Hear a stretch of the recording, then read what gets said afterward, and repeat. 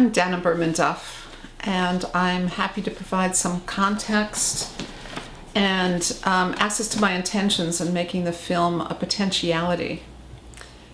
First off, it was inspired by a project by artist and activist Susan Silton, who made a graphic project, posters in which she reproduced the front pages of 5 New York Times from the 1930s and 40s, 1930s.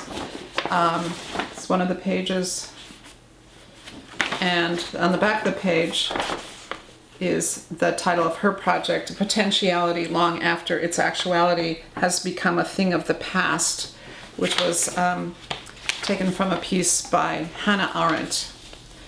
And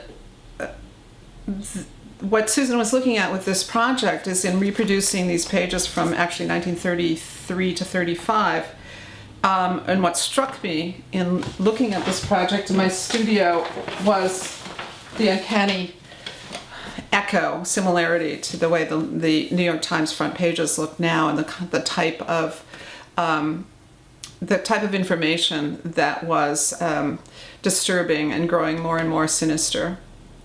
I was interested as a filmmaker, I was interested in applying the aspect of time to looking at her project. So while I was looking at this, I thought, what would it be like to represent the time that it takes to look at this paper, to read the paper.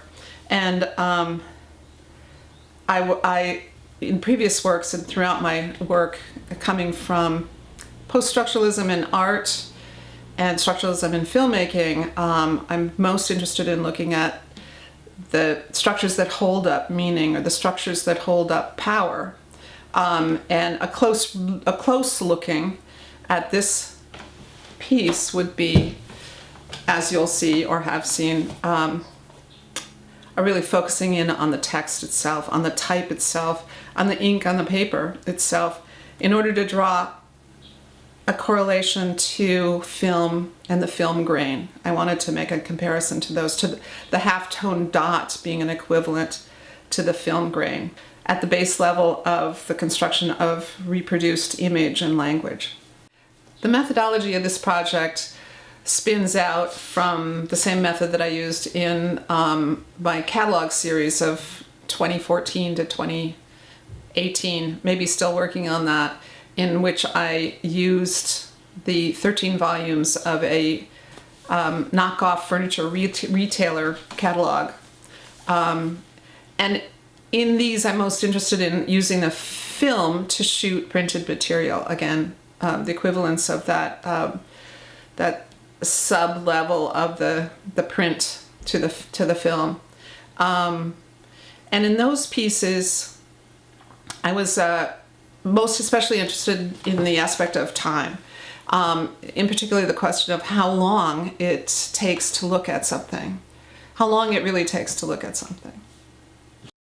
Lately, I've been mulling over something the Canadian filmmaker Mike Hoolboom said in an interview recently. He said, "The perhaps ridiculous assumption was that if one could look closely enough at the materials of cinema, one could find within them encoded the mechanisms of capitalism itself. We would disarm capitalism by exposing the operations, and we would do that by creating different models of attention, which was what fringe cinema was busy producing. Each small movie created a different model of attention. Through sometimes heroic acts of duration, we would practice different modes of consciousness together in the cinema. And these would be sites of resistance. They became models for how we might live collectively outside of capitalism." A final note, just as important as the graphics in Potentiality, is the music by Victor Ullmann. I discovered the opera while researching music of the era, and the discovery of the story of the opera was something that was impossible not to include in the film. I hope you enjoy it. Thank you.